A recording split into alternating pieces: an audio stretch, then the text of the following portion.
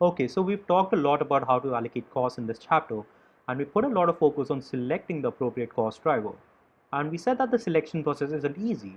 It often deals with the people's emotions and it often can be a political decision.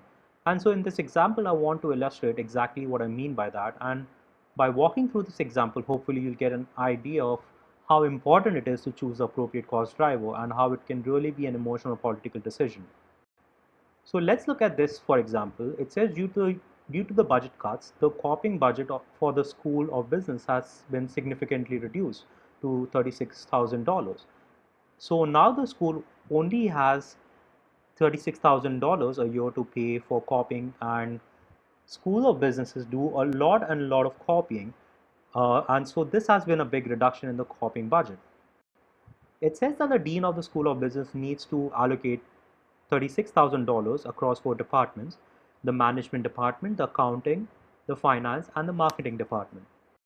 And the dean suggests the following allocation is based on past usage. So basically, the dean took what the department were using in the past and adjusted the budget such that now the departments only got 36,000. So the management of the department was doing the most copying, and so they got 12. Accounting was doing a lot of copying, so they got 10. Finance got 8, and marketing got 6. So the dean would propose this to the faculty, and you can bet that the people are going to disagree, and they're going to say this isn't fair. And so let's say the first person to disagree in the meeting is the department chair for the management department. And so the person of the management department says, hey, 12,000 is not nearly enough for our department. You need to allocate more of this 36,000 to the management department. And his argument is that hey, we are the biggest department of the School of Business, and you should allocate this based on the number of faculty. And when we look down here, the management department has 29 faculty and accounting only 16, while finance only has 12 and marketing 15. So there are 72 total faculty members, and the management chair says, hey, we should allocate based on number of faculty. One of the big things that the faculty have to do is conduct research, and they need a copy to conduct research. That is, if you have more faculty, you need the copier more. And this is what the management guy says. And so the management proposes that we use the number of faculty as a cost driver. So we got this $36,000 cost. That's what we're allocating the copying budget. And if we are using the number of faculty members as the cost driver, we're just going to divide it by 72 faculty members in total. And that comes out to 500 per the faculty member. So if we allocate based on this, the management department would get 500 times 29 faculty members, and they would get 14,500. The accounting with 500 times 16 faculty members, they would get 8,000. The financial department with 6,000 and marketing department would get 7,500. So you can see based on what the dean proposed, the management would get an increase from 12,500 to 14,500 if they allocate based on the number of faculty members. And so the dean may say that that seems pretty reasonable, that's a reasonable proposal, and then may consider it. But you can bet that someone's going to argue. Let's say that the accounting department argues and they say that this isn't fair. And they say that we should not allocate based on the number of faculty, but rather with the number of students, because the copiers are used to copy for exams.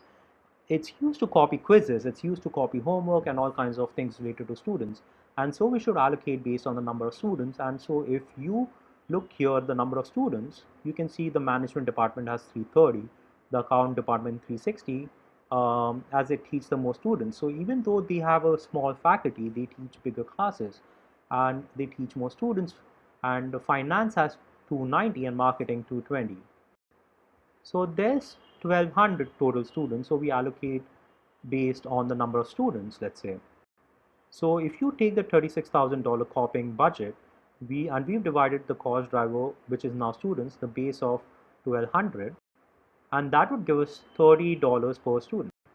So if we work this out, you can see that the management department will get $30 per student. They have 330 students, they get 9,900, which would be a decrease from what the dean was proposing.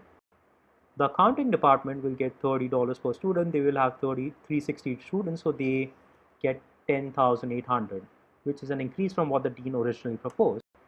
The finance department would be 30 times 290 students. They get 8,700, and they'd also get an increase from the original proposal actually. The marketing department, on the other hand, 30 times 220 students they get 6,600, which is also an increase from what the dean was originally proposing. So you can see allocating based on the number of students gives you a completely different allocation in allocating based on compared to the allocating based on the number of faculty. And they're both reasonable actually. They're reasonable arguments. You can argue that we should allocate based on faculty, or you could argue that we should do it based on the number of students. And either way, you can see that the allocating based on the number of students gives you a completely different allocation than when you do it in terms of faculty. And they're both reasonable ways to allocate the copying budget, and a dean would have to decide which one is the best and how the decision will ultimately be made. Is probably a result of who wins the argument in the meeting. Actually, this will all depend on that. So it could be based on that, and it is also it would also be based on what the dean thinks is best for the school. If the dean thinks if the dean is really concerned about the faculty's research, if that's his primary mission of the school, then the dean should probably allocate budget based on the number of faculties of the faculty that have more resources to do research. And if the dean is really focused on students, then the copying budget should be allocated based on the number of students as the cost driver. So this should really match what the mission of the organization is, and you can also see that it's a political debate, and can be also an emotional issue when you start talking about how to allocate things. And there are a lot of good answers, and sometimes it's the person who's got the most aggressive answer, or who's got the most aggressive argument that wins. And sometimes it's the most diplomatic person that wins, but it's not always as simple an answer. It can be a very emotional political decision when deciding how to allocate costs, but ultimately the cost should be allocated in such a way that it's getting the employees of the organization to do what's in line with the mission of the organization.